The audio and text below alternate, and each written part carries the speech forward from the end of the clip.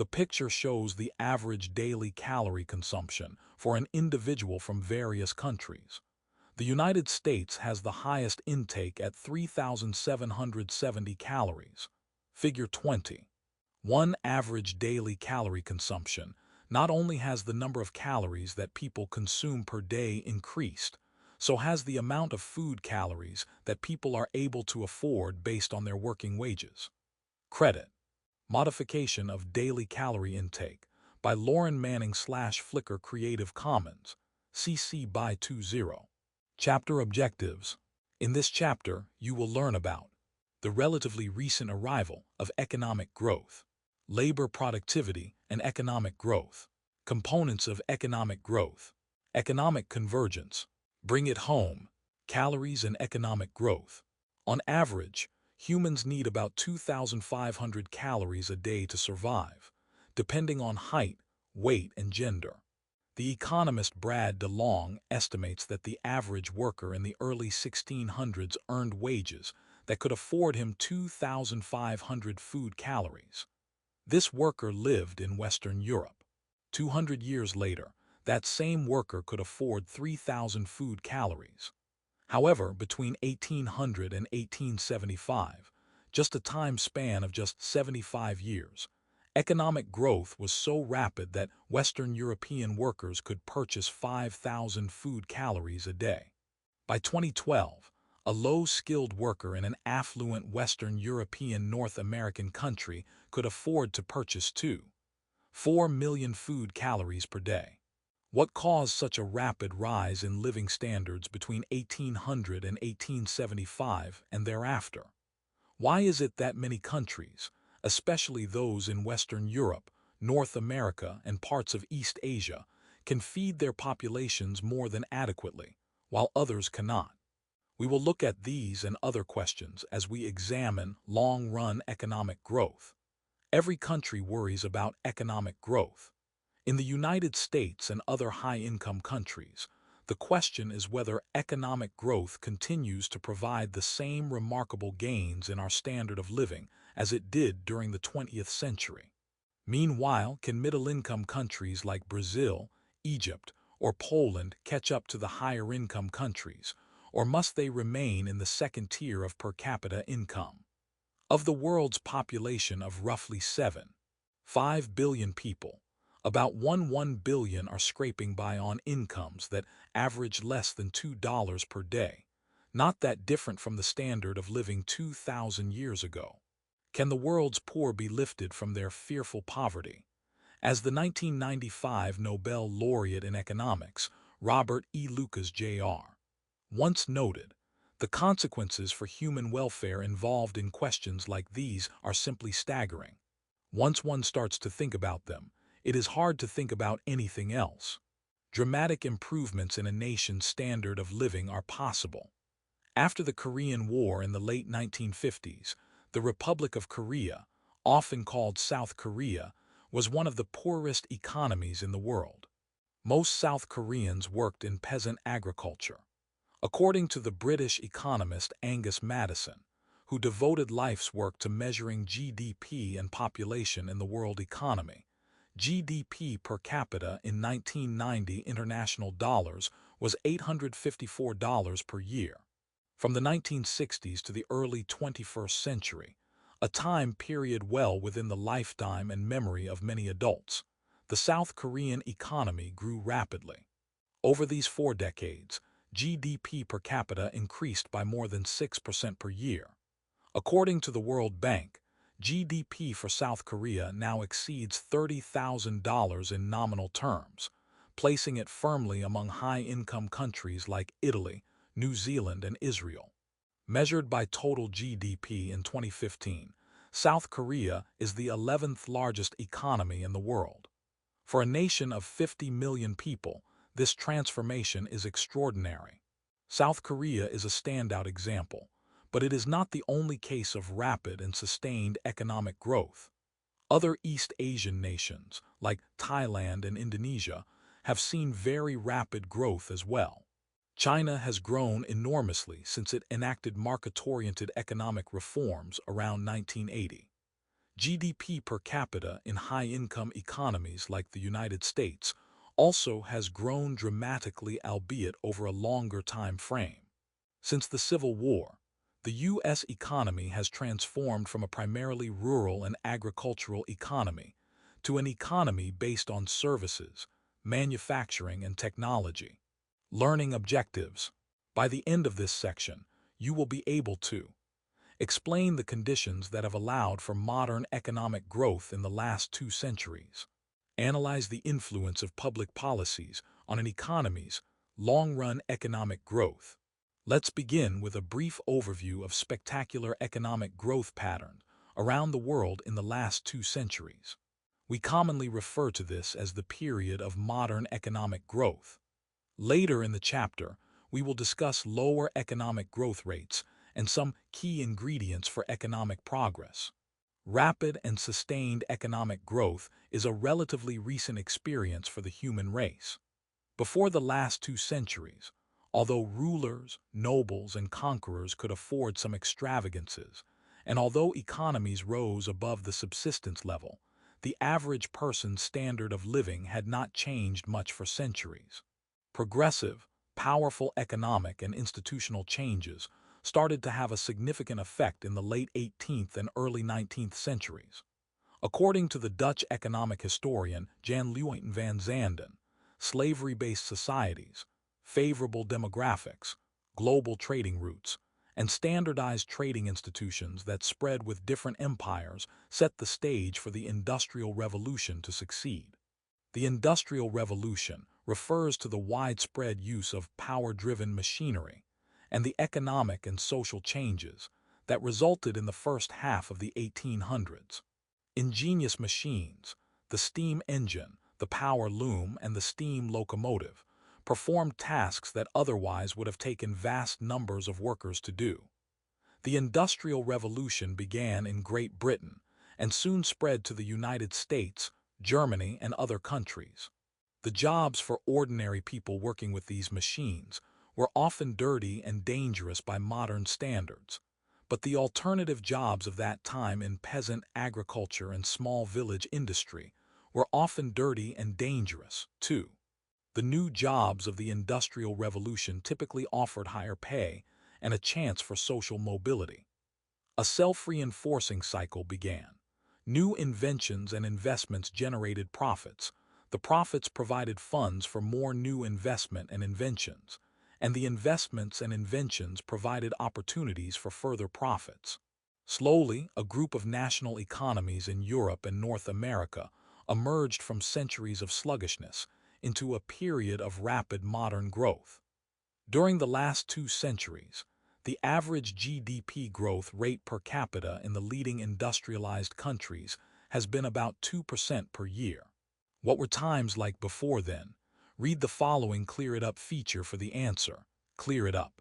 What were economic conditions like before 1870? Angus Madison, a quantitative economic historian, led the most systematic inquiry into national incomes before 1870. Economists recently have refined and used his methods to compile GDP per capita estimates from year 1 CE to 1348. Table 20. 1 is an important counterpoint to most of the narrative in this chapter. It shows that nations can decline as well as rise.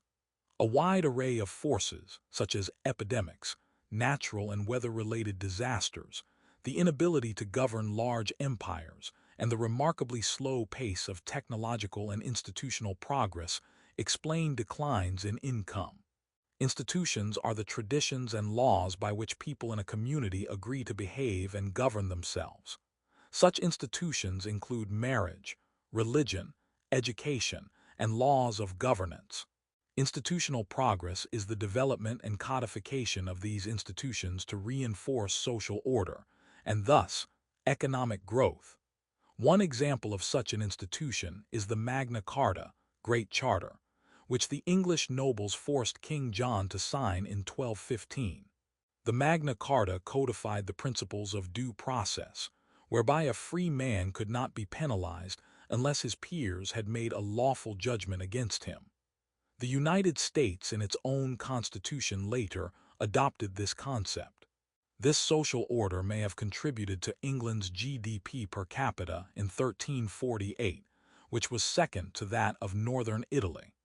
In studying economic growth, a country's institutional framework plays a critical role.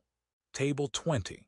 One also shows relative global equality for almost 1,300 years. After this, we begin to see significant divergence in income, not in the table. Year Northern Italy, Spain, England, Holland, Byzantium, Iraq, Egypt, Japan. 1-800 600 600 600 700 700 700 730 900 2700 3400 $2 1,600 800 2600 1,100 5500 8600 8600 6500 $20 1,200 8600 7500 $27 $1,301 580 860 4890 2610 1,340 $81 480 6900 7919 Table 20. 1 GDP per capita estimates in current international dollars from AD 1 to 1348. Source: Bolt and Van Zanden. The first update of the Madison Project, re-estimating growth before 1820. 2013. Another fascinating and underreported fact is the high levels of income, compared to others at that time, attained by the Islamic Empire Abbasid Caliphate, which was founded in present-day Iraq in 730 CE. At its height, the empire spanned large regions of the Middle East, North Africa, and Spain until its gradual decline over 200 years. The Industrial Revolution led to increasing inequality among nations. Some economies took off, whereas others, like many of those in Africa or Asia, remained close to a subsistence standard of living. General calculations show that the 17 countries of the world with the most developed economies had, on average, 2.4 times the GDP per capita of the world's poorest economies in 1870. By 1960, the most developed economies had 4.2 times the GDP per capita of the poorest economies. However, by the middle of the 20th century, some countries had shown that catching up was possible. Japan's economic growth took off in the 1960s and 1970s, with a growth rate of real GDP per capita averaging 11% per year during those decades. Certain countries in Latin America experienced a boom in economic growth in the 1960s as well. In Brazil, for example, GDP per capita expanded by an average annual rate of 11.1% from 1968 to 1973. In the 1970s, some East Asian economies, including South Korea, Thailand, and Taiwan, saw rapid growth. In these countries, growth rates of 11% to 12% per year in GDP per capita were not uncommon. More recently, China, with its population of nearly 1.4 billion people, grew at a per capita rate 9% per year from 1984 into the 2000s and still average high rates of growth, more than 5% today. India, with a population of 1.4 billion, has shown promising signs of economic growth, with growth in GDP per capita of about 4% per year during the 1990s, and climbing towards 7% to 8% per year in the 2000s and 2010s. Link it up. Visit this website to read about the Asian Development Bank. These waves of catch-up economic growth have not reached all shores. In certain African countries like Niger, Tanzania, and Sudan, for example, GDP per capita at the start of the 2000s was still less than $300, not much higher than it was in the 19th century and for centuries before that.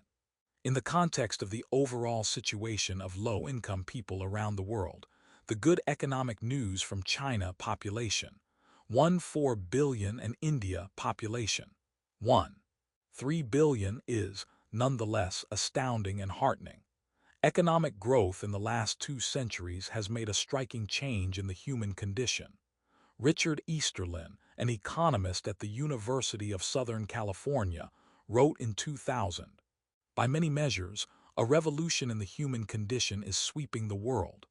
Most people today are better fed, clothed, and housed than their predecessors 2 centuries ago. They are healthier, live longer, and are better educated. Women's lives are less centered on reproduction, and political democracy has gained a foothold. Although Western Europe and its offshoots have been the leaders of this advance, most of the less developed nations have joined in during the 20th century, with the newly emerging nations of sub-Saharan Africa the latest to participate. Although the picture is not one of universal progress, it is the greatest advance in the human condition of the world's population ever achieved in such a brief span of time." Rule of law and economic growth. Economic growth depends on many factors. Key among those factors is adherence to the rule of law and protection of property rights and contractual rights by a country's government so that markets can work effectively and efficiently. Laws must be clear, public, fair, enforced, and equally applicable to all members of society. Property rights. As you might recall from environmental protection and negative externalities, are the rights of individuals and firms to own property and use it as they see fit. If you have $100, you have the right to use that money, whether you spend it, lend it, or keep it in a jar. It is your property. The definition of property includes physical property as well as the right to your training and experience, especially since your training is what determines your livelihood. Using this property includes the right to enter into contracts with other parties with your property. Individuals or firms must own the property to enter into a contract. Contractual rights, then, are based on property rights, and they allow individuals to enter into agreements with others regarding the use of their property, providing recourse through the legal system in the event of non-compliance. One example is the employment agreement. A skilled surgeon operates on an ill person and expects payment. Failure to pay would constitute property theft by the patient. The theft is property the services that the surgeon provided. In a society with strong property rights and contractual rights, the terms of the patient-surgeon contract will be fulfilled, because the surgeon would have recourse through the court system to extract payment from that individual. Without a legal system that enforces contracts, people would not be likely to enter into contracts for current or future services because of the risk of non-payment. This would make it difficult to transact business and would slow economic growth. The World Bank considers a country's legal system effective if it upholds property rights and contractual rights. The World Bank has developed a ranking system for countries. Legal systems based on effective protection of property rights and rule-based governance using a scale from 1 to 6, with 1 being the lowest and 6 the highest rating.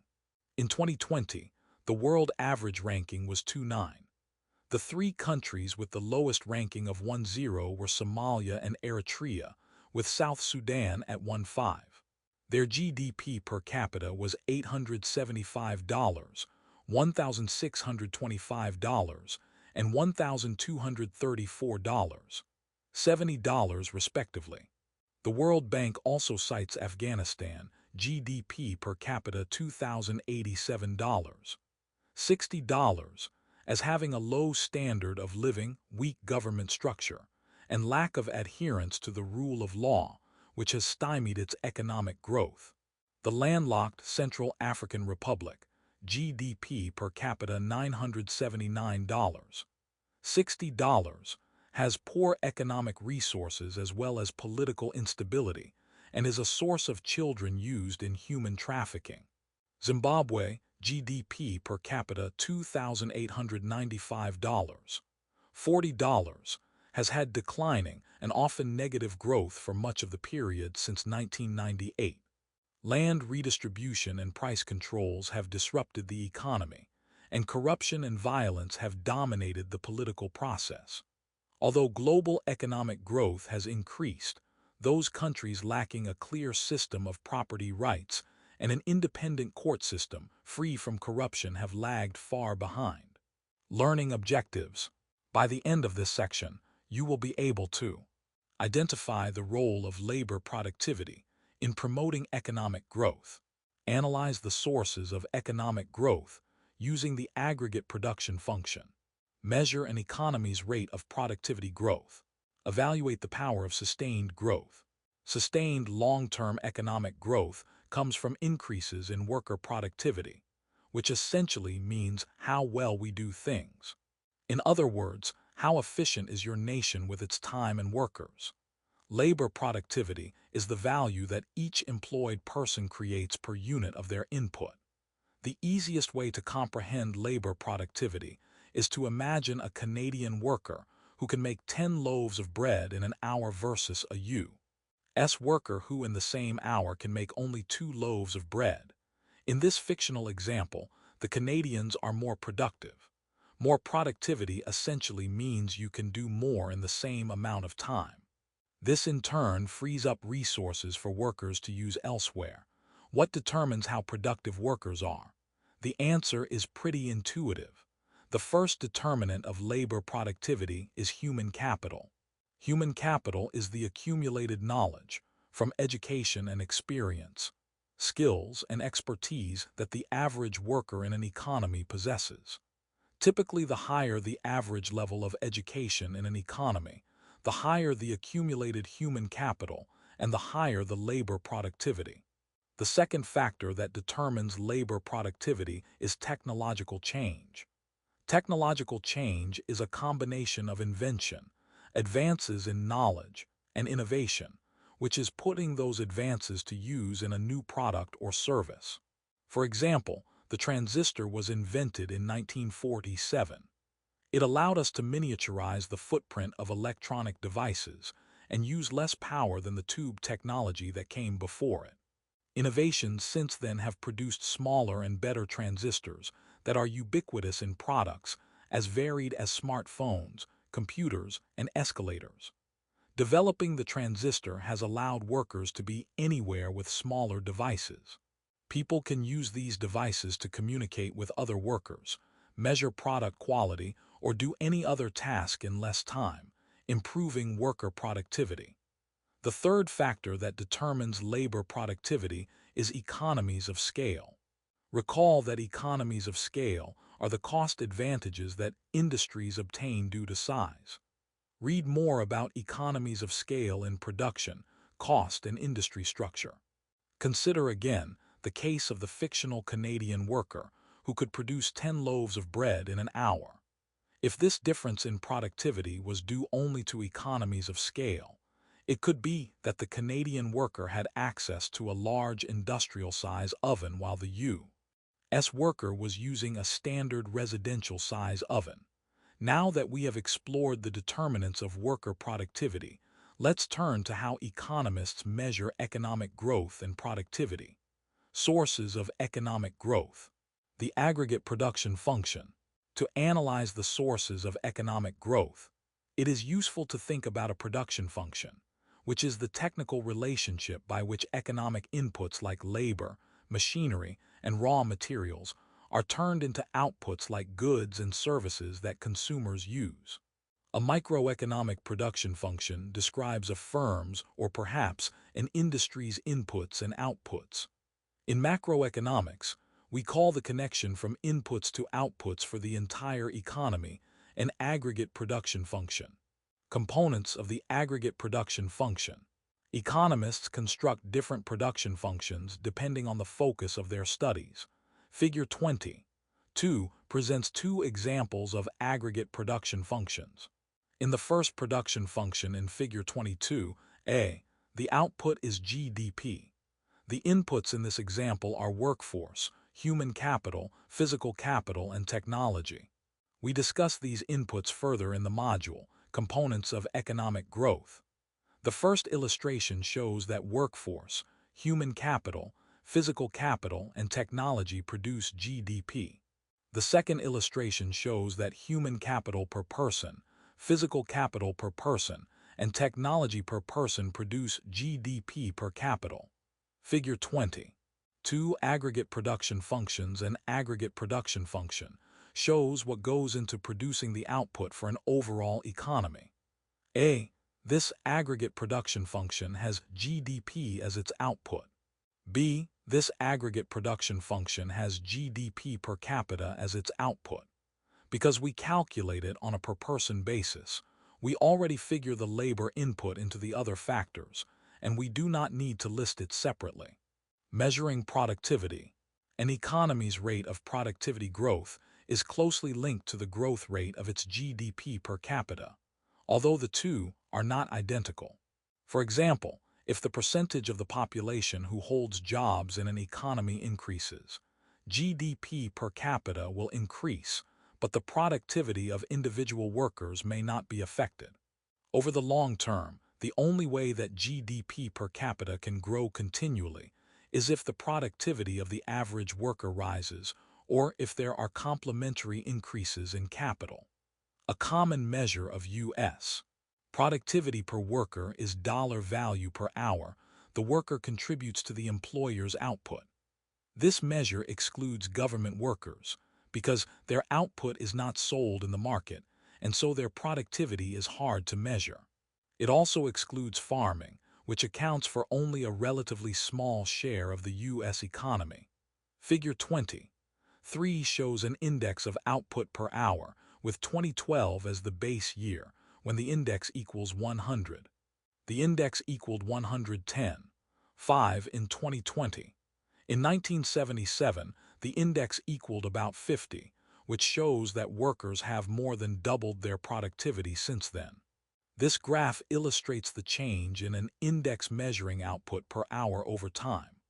The y-axis measures an index measure of output per in increments of 20, from 0 to 120. The x-axis shows years, from 1965 to 2020. In 1939, output per hour is 39, and it rises steadily over time to around 115 in 2020. Figure 20. 3 output per hour worked in the U.S. economy. 1947 2020 output per hour worked is a measure of worker productivity.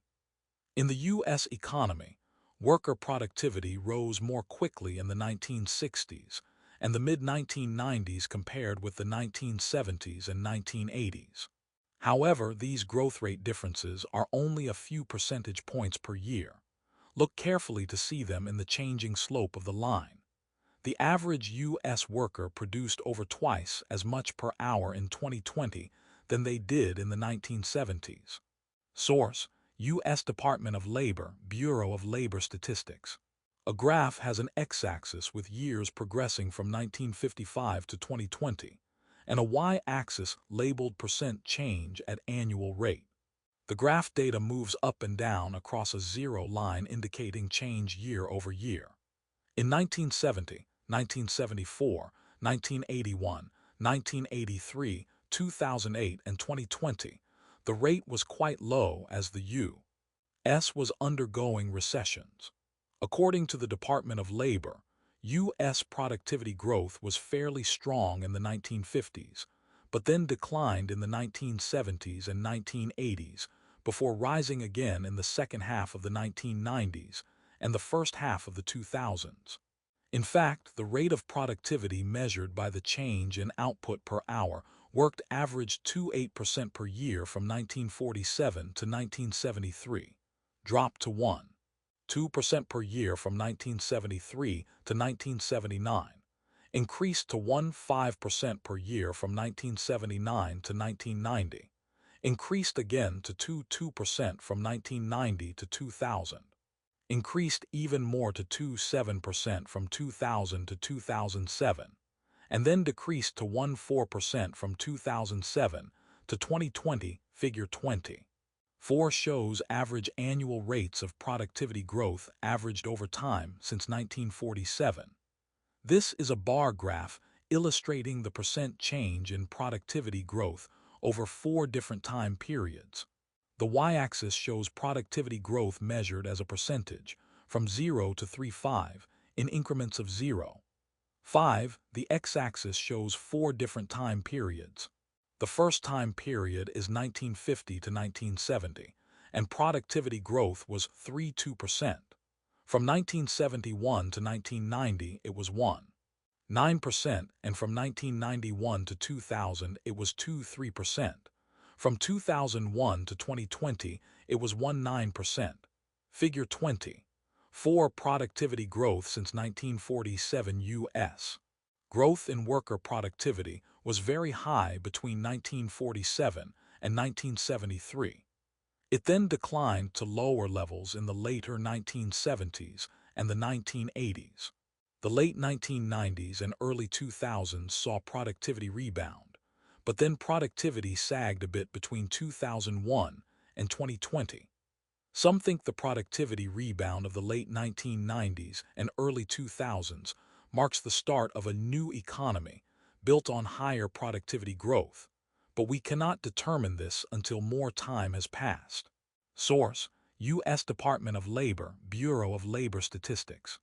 The new economy controversy. In recent years, a controversy has been brewing among economists about the resurgence of U.S. productivity in the second half of the 1990s. One school of thought argues that the United States had developed a new economy based on the extraordinary advances in communications and information technology of the 1990s. The most optimistic proponents argue that it would generate higher average productivity growth for decades to come. The pessimists, alternatively, argue that even 5 or 10 years of stronger productivity growth does not prove that higher productivity will last for the long term. It is hard to infer anything about long-term productivity trends during the later part of the 2000s, because the steep 2008-2009 recession, with its sharp but not completely synchronized declines in output and employment, complicates any interpretation. While productivity growth was high in 2009 and 2010, around 3%, it has slowed down over the last decade. Productivity growth is also closely linked to the average level of wages. Over time, the amount that firms are willing to pay workers will depend on the value of the output those workers produce. If a few employers tried to pay their workers less than what those workers produced, then those workers would receive offers of higher wages from other profit-seeking employers.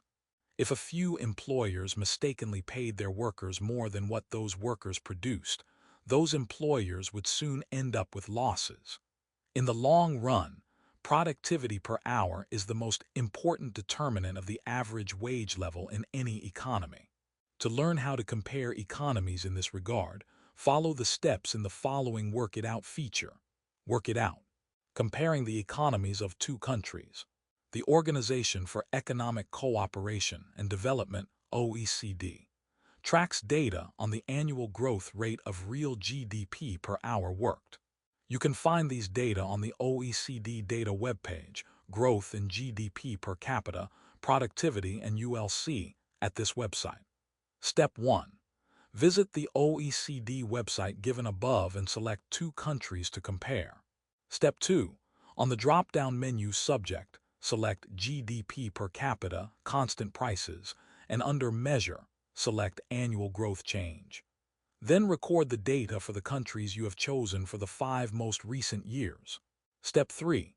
Go back to the drop-down Subject menu and select GDP per hour worked, constant prices, and under Measure again select Annual Growth Change. Select data for the same years for which you selected GDP per capita data. Step 4. Compare real GDP growth for both countries. Table 20. 2 provides an example of a comparison between Australia and Belgium. Australia 2011-2012, 2013, 2014, 2015. Real GDP/capita growth percent 2, 3% 1, 5% 1, 3% 1, 40, 1%. Real GDP growth hours worked percent 1, 7% minus 0, 1% 1, 4% 2, 2% minus 0, 2%.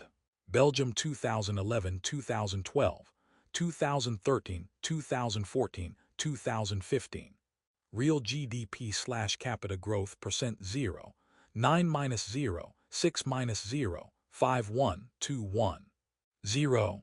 Real GDP growth hours worked percent minus 0, 5 minus 0, 3 0, 4 1, 4 0, 9. Table 22. Step 5.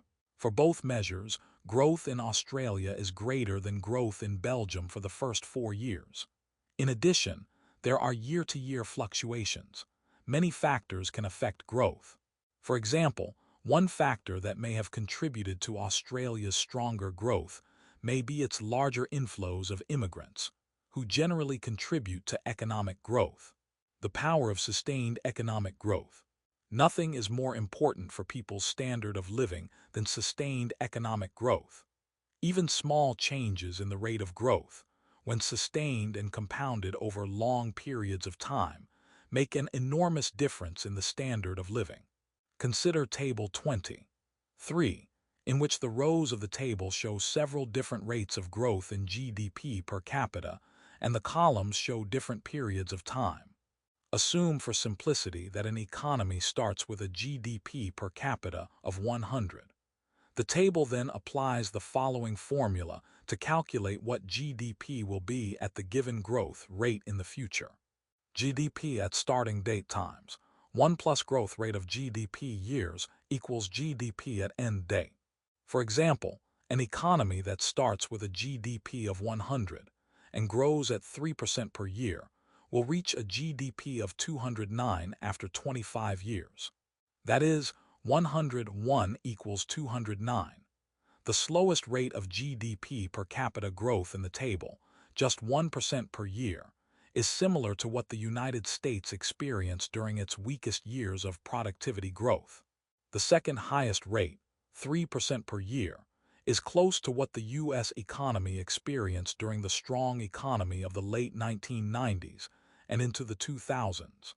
Higher rates of per capita growth, such as 5% or 8% per year, represent the experience of rapid growth in economies like Japan, Korea, and China.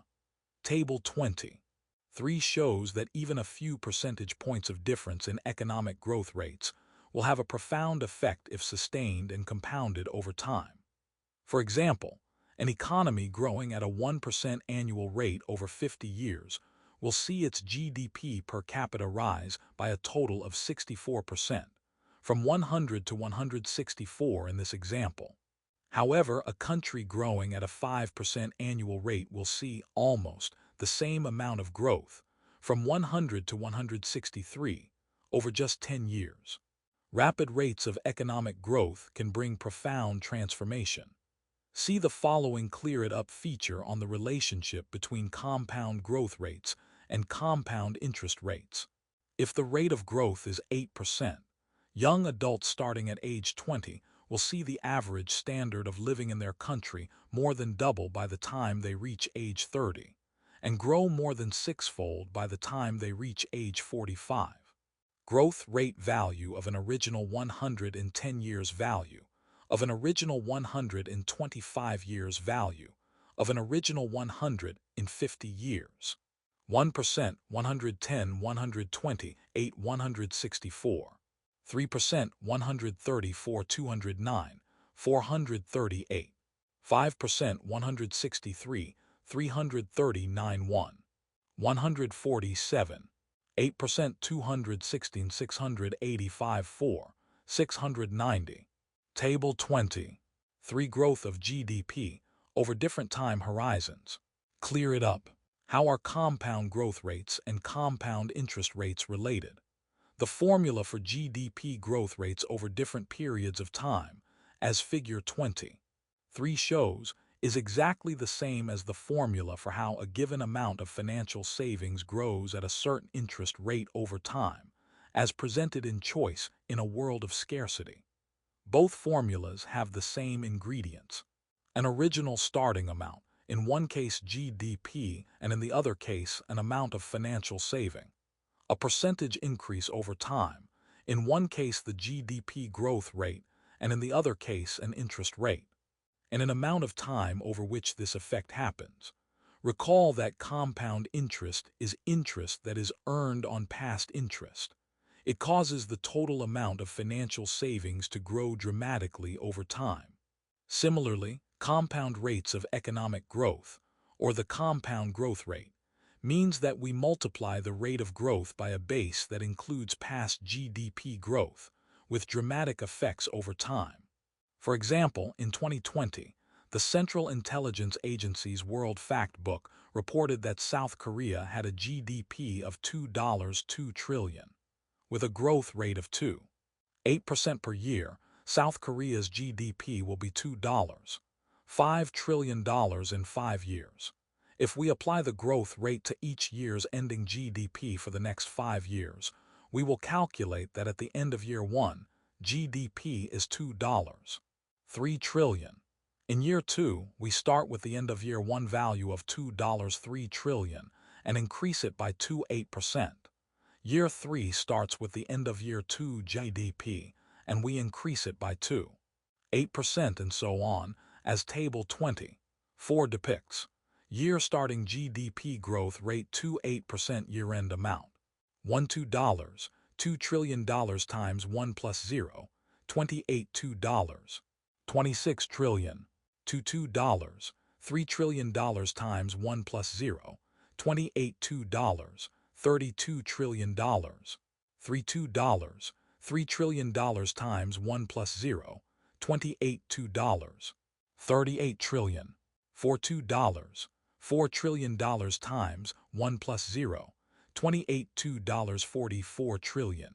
$5 trillion times 1 plus 0, $28 $50 trillion. Table 24. Another way to calculate the growth rate is to apply the following formula. Future value equals present value times 1 plus GN, where future value is the value of GDP 5 years hence. Present value is the starting GDP amount of $2 trillion.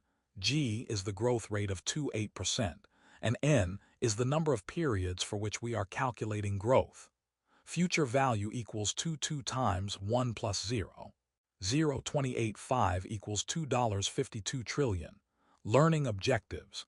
By the end of this section, you will be able to discuss the components of economic growth, including physical capital, human capital, and technology. Explain capital deepening and its significance. Analyze the methods employed in economic growth accounting studies. Identify factors that contribute to a healthy climate for economic growth. Over decades and generations, seemingly small differences of a few percentage points in the annual rate of economic growth make an enormous difference in GDP per capita. In this module, we discuss some of the components of economic growth, including physical capital, human capital, and technology. The category of physical capital includes the plant and equipment that firms use as well as things like roads, also called infrastructure. Again, greater physical capital implies more output. Physical capital can affect productivity in 2 ways. 1. An increase in the quantity of physical capital, for example, more computers of the same quality. And 2. An increase in the quality of physical capital. Same number of computers, but the computers are faster, and so on. Human capital refers to the skills and knowledge that make workers productive. Human capital and physical capital accumulation are similar. In both cases, investment now pays off in higher productivity in the future. The category of technology is the joker in the deck. Earlier we described it as the combination of invention and innovation. When most people think of new technology, the invention of new products like the laser, the smartphone, or some new wonder drug come to mind. In food production, developing more drought-resistant seeds is another example of technology. Technology, as economists use the term, however, includes still more. It includes new ways of organizing work, like the invention of the assembly line, new methods for ensuring better quality of output in factories, and innovative institutions that facilitate the process of converting inputs into output. In short, technology comprises all the advances that make the existing machines and other inputs produce more, and at higher quality, as well as altogether new products. It may not make sense to compare the GDPs of China and, say, Benin, simply because of the great difference in population size. To understand economic growth, which is really concerned with the growth in living standards of an average person, it is often useful to focus on GDP per capita.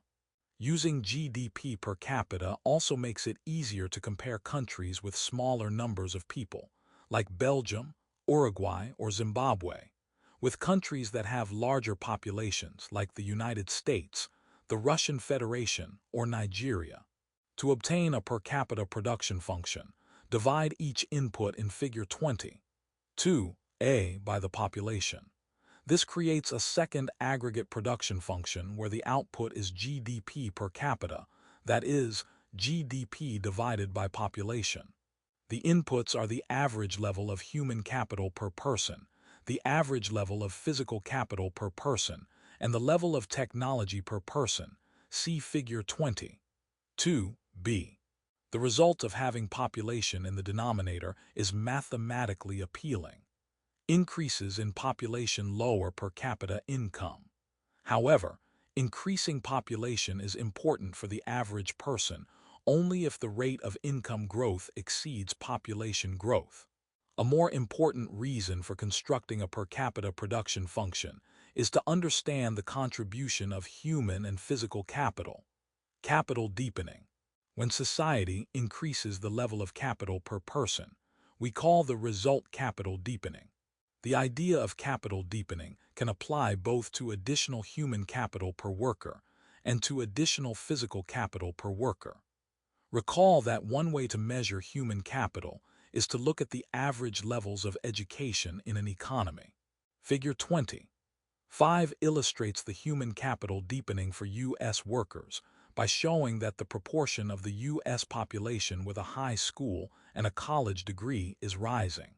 As recently as 1970, for example, only about half of U.S. adults had at least a high school diploma. By the start of the 21st century, more than 80% of adults had graduated from high school. The idea of human capital deepening also applies to the years of experience that workers have, but the average experience level of U.S. workers has not changed much in recent decades. Thus, the key dimension for deepening human capital in the U.S. economy focuses more on additional education and training than on a higher average level of work experience. This is a graph illustrating two lines: the rate of completing a high school education over time and the rate of completing a college education or more over time. The y-axis measures the completion rate for people 25 and over, as a percent, from 0 to 100, in 10% increments. The x-axis measures time, from 1960 to 2020. The high school completion rate line is above the college completion or more rate line. In 1960, the high school completion rate begins at 61% and increases to 85% in 1980. Then it is generally flat until 2000, when it increases again, with a slight decrease in 2005, to around 94% in 2020. In 1960, the college completion or more rate begins at 11% and increases to around 20% in 2000. Then it is generally flat until 2005, when it increases again, to around 40% in 2020. Figure 20. 5 human capital deepening in the U.S. Rising levels of education for persons 25 and older show the deepening of human capital in the U.S. economy. Even today, under 1/3 of U.S. adults have completed a 4-year college degree. There is clearly room for additional deepening of human capital to occur. Source: Penn World Tables 10.0 https://www.rug nl/ggdc/productivity/pwt/lang =n. Figure 20. 6 shows physical capital deepening in the U.S. economy. The average U.S. worker in the late 2000s was working with physical capital worth almost 3 times as much as that of the average worker of the early 1950s. This graph illustrates the dollar amount of physical capital per worker in the United States. The y-axis measures the real dollar amount of physical capital per worker, from $0 to $500,000 in $50,000 increments. The x-axis measures time, from 1995 to 2019. In 1995, there was around 340,000 real dollars of physical capital per worker, and it increases to roughly 425,000 in 2010, and it is generally unchanged to 2019. Figure 20. 6 physical capital per worker in the United States. The value of the physical capital, measured by plant and equipment, used by the average worker in the U.S. economy has risen over the decades. The increase may have leveled off a bit in the 1970s and 1980s, which were, not coincidentally, times of slower than usual growth in worker productivity.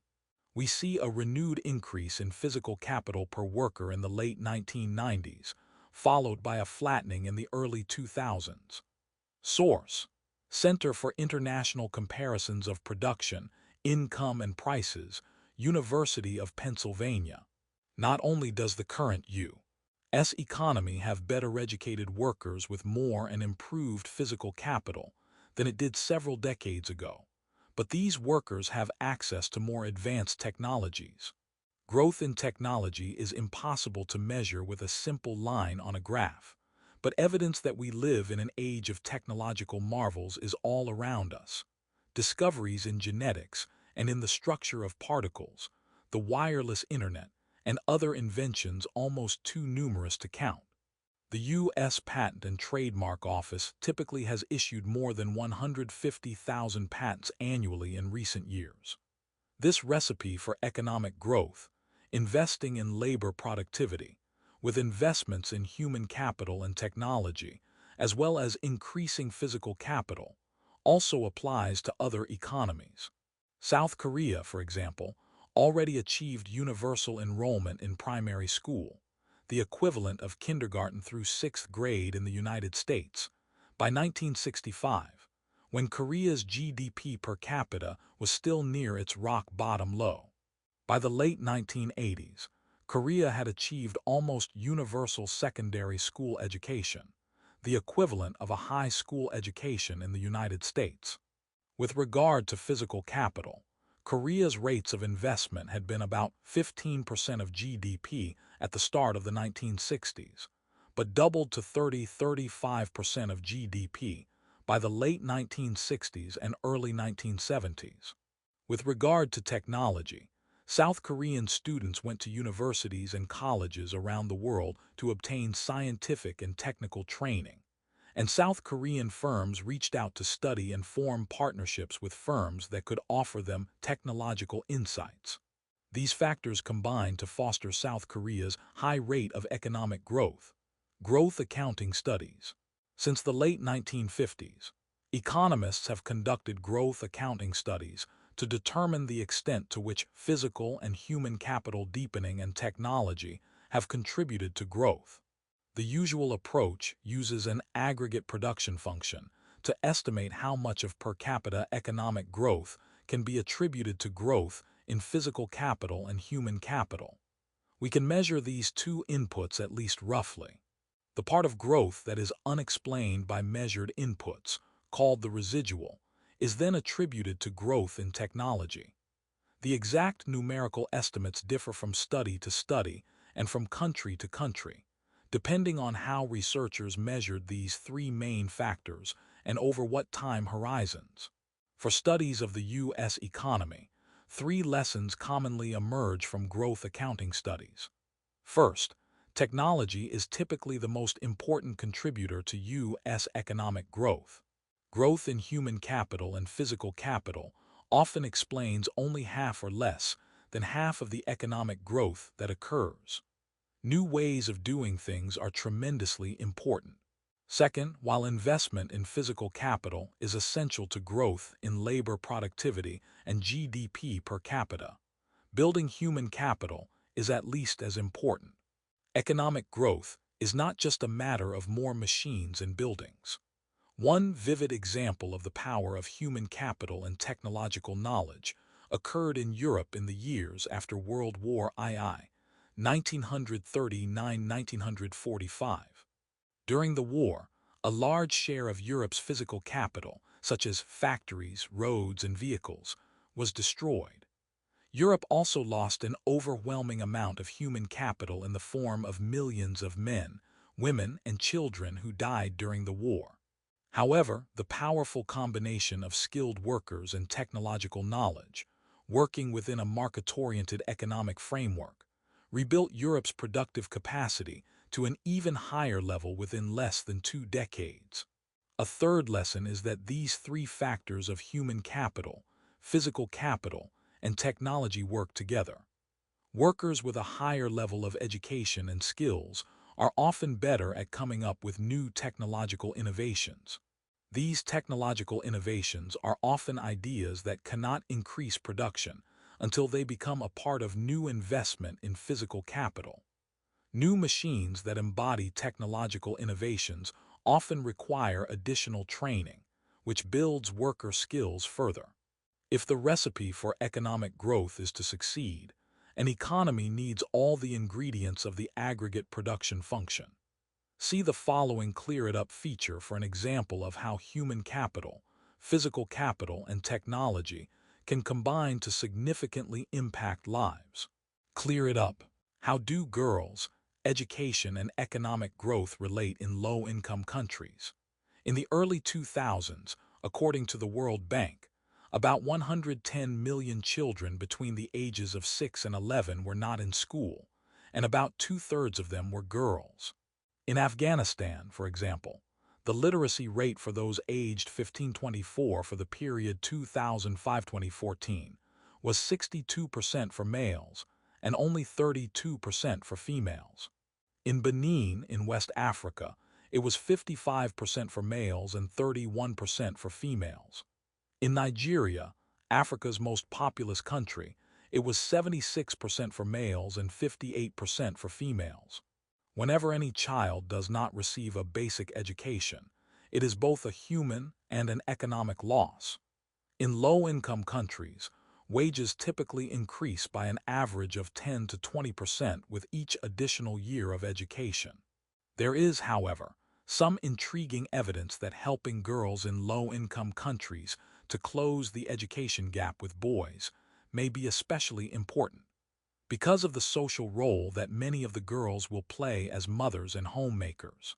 Girls in low-income countries who receive more education tend to grow up to have fewer, healthier, better-educated children.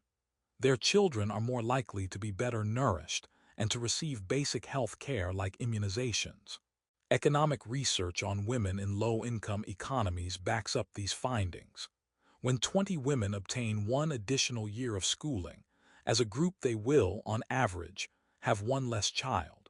When 1,000 women obtain one additional year of schooling, on average 1 to 2 fewer women from that group will die in childbirth. When a woman stays in school an additional year, that factor alone means that, on average, each of her children will spend an additional half year in school. Education for girls is a good investment because it is an investment in economic growth with benefits beyond the current generation. A healthy climate for economic growth. While physical and human capital deepening and better technology are important, equally important to a nation's well-being is the climate or system within which these inputs are cultivated. Both the type of market economy and a legal system that governs and sustains property rights and contractual rights are important contributors to a healthy economic climate. A healthy economic climate usually involves some sort of market orientation at the microeconomic, individual, or firm decision-making level. Markets that allow personal and business rewards and incentives for increasing human and physical capital encourage overall macroeconomic growth. For example, when workers participate in a competitive and well-functioning labor market, they have an incentive to acquire additional human capital, because additional education and skills will pay off in higher wages. Firms have an incentive to invest in physical capital and in training workers, because they expect to earn higher profits for their shareholders.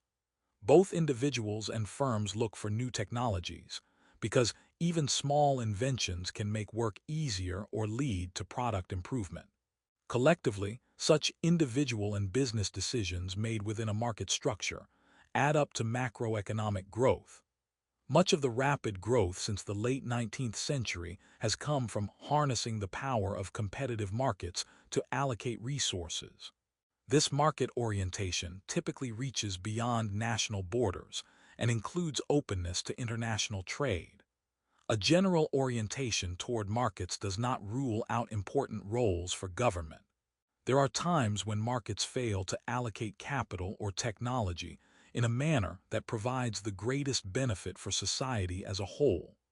The government's role is to correct these failures. In addition, government can guide or influence markets towards certain outcomes. The following examples highlight some important areas that governments around the world have chosen to invest in to facilitate capital deepening and technology. Education. The Danish government requires all children under 16 to attend school. They can choose to attend a public school focus goal or a private school. Students do not pay tuition to attend focus goal. 13% of primary, secondary, elementary, high school is private, and the government supplies vouchers to citizens who choose private school. Savings and investment. In the United States, as in other countries, the government taxes gains from private investment. Low capital gains taxes encourage investment and so also economic growth. Infrastructure. The Japanese government in the mid-1990s undertook significant infrastructure projects to improve roads and public works. This in turn increased the stock of physical capital and ultimately economic growth. Special economic zones. The island of Mauritius is one of the few African nations to encourage international trade in government-supported special economic zones, says. These are areas of the country, usually with access to a port where, among other benefits, the government does not tax trade. As a result of it, says, Mauritius has enjoyed above-average economic growth since the 1980s. Free trade does not have to occur, and it says, however, governments can encourage international trade across the board or surrender to protectionism. Scientific research. The European Union has strong programs to invest in scientific research. The researchers Abraham Garsha and Pierre Monin demonstrate that firms which received support from the Austrian government actually increased their research intensity and had more sales. Governments can support scientific research and technical training that helps to create and spread new technologies. Governments can also provide a legal environment that protects the ability of inventors to profit from their inventions. There are many more ways in which the government can play an active role in promoting economic growth. We explore them in other chapters, and in particular in macroeconomic policy around the world. A healthy climate for growth in GDP per capita and labor productivity includes human capital deepening, physical capital deepening, and technological gains, operating in a market-oriented economy with supportive government policies. Learning objectives. By the end of this section, you will be able to explain economic convergence, analyze various arguments for and against economic convergence, evaluate the speed of economic convergence between high-income countries and the rest of the world. Some low-income and middle-income economies around the world have shown a pattern of convergence, in which their economies grow faster than those of high-income countries. GDP increased by an average rate of 2.7% per year in the 1990s and 1.7% per year from 2010 to 2019 in the high-income countries of the world, which include the United States, Canada, the European Union countries, Japan, Australia, and New Zealand. Table 20. 5 lists 8 countries that belong to an informal, fast growth club. These countries averaged GDP growth, after adjusting for inflation, of at least 5% per year in both the time periods from 1990 to 2000 and from 2010 to 2019. Since economic growth in these countries has exceeded the average of the world's high-income economies, these countries may converge with the high-income countries. The second part of Table 20. 5 lists the Slow Growth Club, which consists of countries that average GDP growth of 2% per year or less, after adjusting for inflation during the same time periods. The final portion of Table 20. 5 shows GDP growth rates for the countries of the world divided by income. Note that the reason there is no data for 2001-2009 is because of the Great Recession, which lasted from 2007-2009. Many countries' GDP shrank during these years. Country average growth rate of real GDP 1992,000 average growth rate of real GDP 2010, 2019. Fast Growth Club 5% or more per year in both time periods. Cambodia 7, 1% 7, 0%. China 10, 6% 7, 3%. India 6, 0% 6, 7%. Ireland 7, 5% 6, 3%. Laos 6, 5% 7, 3%. Mozambique 6, 4% 5, 6%. Uganda 7, 1% 5, 4%. Vietnam 7, 9% 6, 3%. Slow Growth Club, 2% or less per year in both time periods. Central African Republic 2, 0%, 0.2%. France 2, 0%, 1, 4%. Germany 1, 8%, 2, 0%. Haiti 1, 5%, 1, 5%. Italy 1, 6%, 0, 3%. Jamaica 0, 9%, 0, 7%. Japan 1, 3%, 1, 3%. Switzerland 1, 0%, 2, 0%. United States for reference 3, 2%, 2, 3%. World Overview. Notice that high-income countries tend to grow at slower rates than low- and middle-income countries, which supports the idea of convergence. High-income 2, 7%, 1, 7%. Low-income 3, 8%, 4, 5%. Middle-income 4, 7%, 4, 0%. Table 20. 5 Economic Growth Around the World Source, http databank World Bank. org/data/views/variable selection/select variables. Asks. Source equals World Development Indicators #CU. Each of the countries in Table 20. 5 has its own unique story of investments in human and physical capital, technological gains, market forces, government policies, and even lucky events, but an overall pattern of convergence is clear. The low-income countries have GDP growth that is faster than that of the middle-income countries, which in turn have GDP growth that is faster than that of the high-income countries. 2 prominent members of the Fast Growth Club are China and India, which between them have nearly 40% of the world's population. Some prominent members of the Slow Growth Club are high-income countries like France, Germany, Italy, and Japan. Will this pattern of economic convergence persist into the future? This is a controversial question among economists that we will consider by looking at some of the main arguments on both sides. Arguments favoring convergence. Several arguments suggest that low-income countries might have an advantage in achieving greater worker productivity and economic growth in the future. A first argument is based on diminishing marginal returns. Even though deepening human and physical capital will tend to increase GDP per capita, the law of diminishing returns suggests that as an economy continues to increase its human and physical capital, the marginal gains to economic growth will diminish. For example, raising the average education level of the population by 2 years from a 10th grade level to a high school diploma, while holding all other inputs constant, would produce a certain increase in output. An additional 2-year increase, so that the average person had a 2-year college degree, would increase output further, but the marginal gain would be smaller. Yet another additional 2-year increase in the level of education, so that the average person would have a 4-year college bachelor's degree, would increase output still further, but the marginal increase would again be smaller. A similar lesson holds for physical capital. If the quantity of physical capital available to the average worker increases by, say, $5,000 to $10,000, again, while holding all other inputs constant, it will increase the level of output. An additional increase from $10,000 to $15,000 will increase output further, but the marginal increase will be smaller.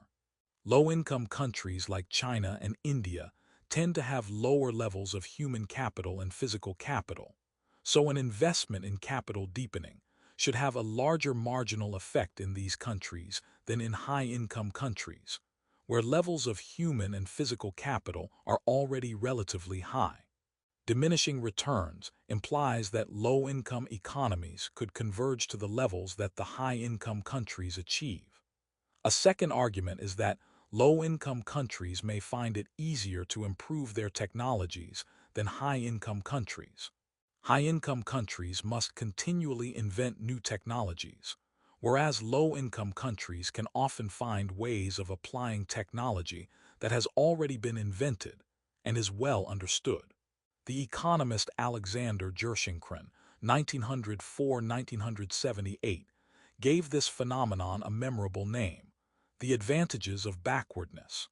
Of course, he did not literally mean that it is an advantage to have a lower standard of living. He was pointing out that a country that is behind has some extra potential for catching up.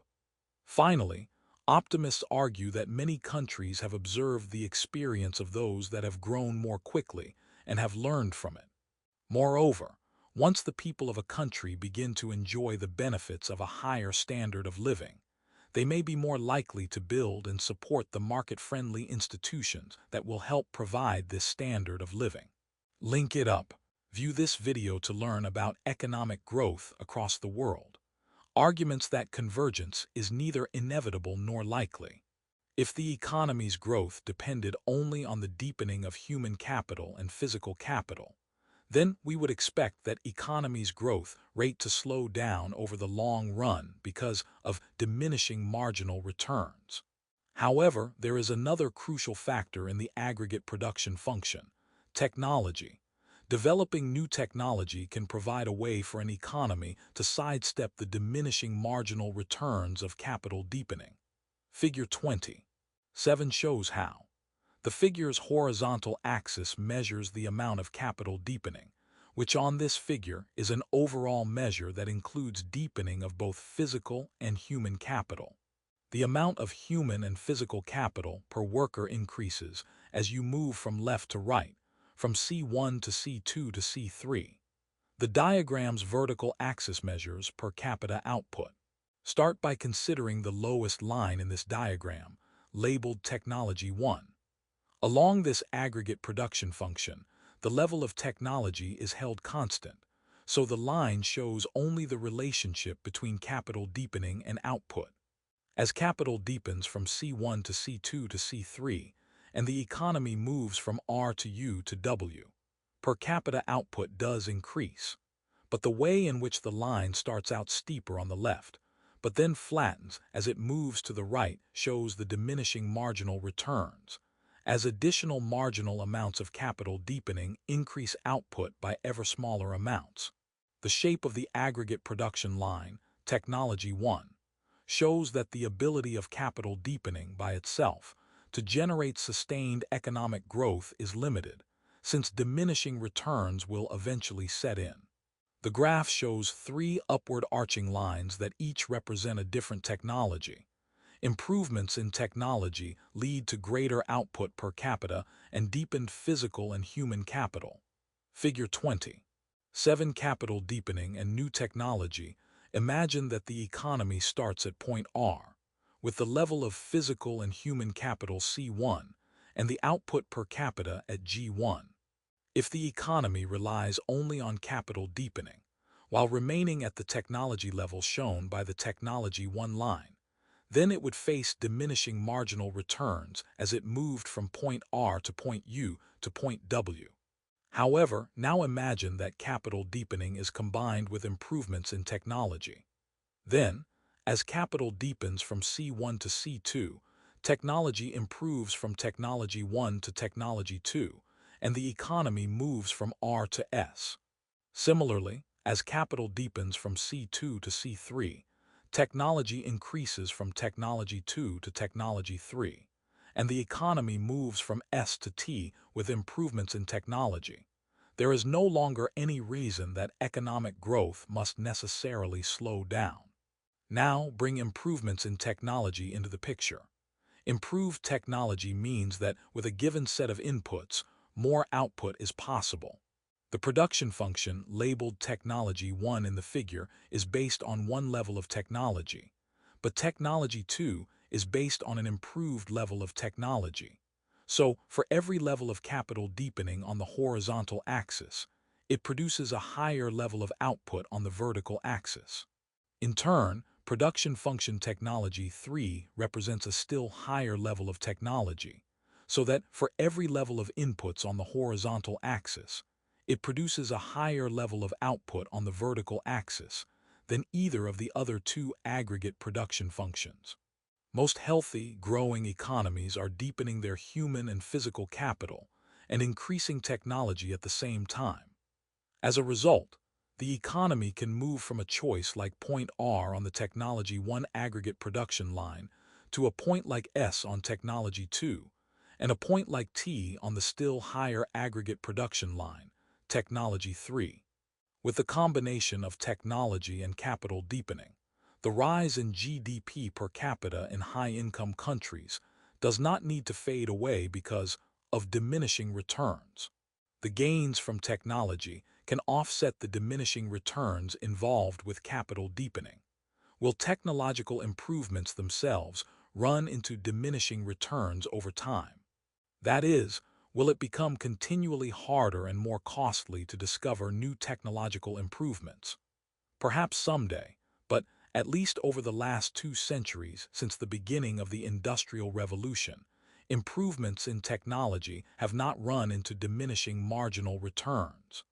Modern inventions, like the internet or discoveries in genetics or materials science, do not seem to provide smaller gains to output than earlier inventions like the steam engine or the railroad. One reason that technological ideas do not seem to run into diminishing returns is that we often can apply widely the ideas of new technology at a marginal cost that is very low or even zero. A specific worker or group of workers must use a specific additional machine or an additional year of education. Many workers across the economy can use a new technology or invention at very low marginal cost. The argument that it is easier for a low-income country to copy and adapt existing technology than it is for a high-income country to invent new technology is not necessarily true either.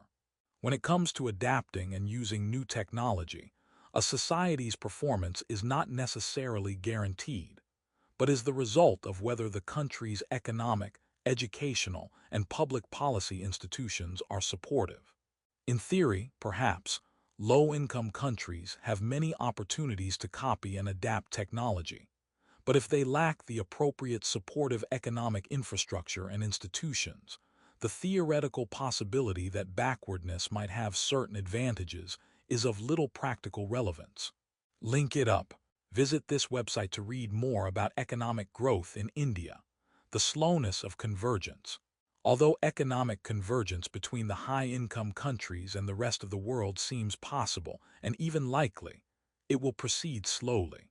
Consider, for example, a country that starts off with a GDP per capita of $40,000, which would roughly represent a typical high-income country today, and another country that starts out at $4,000, which is roughly the level in low-income but not impoverished countries like Indonesia Guatemala, or Egypt.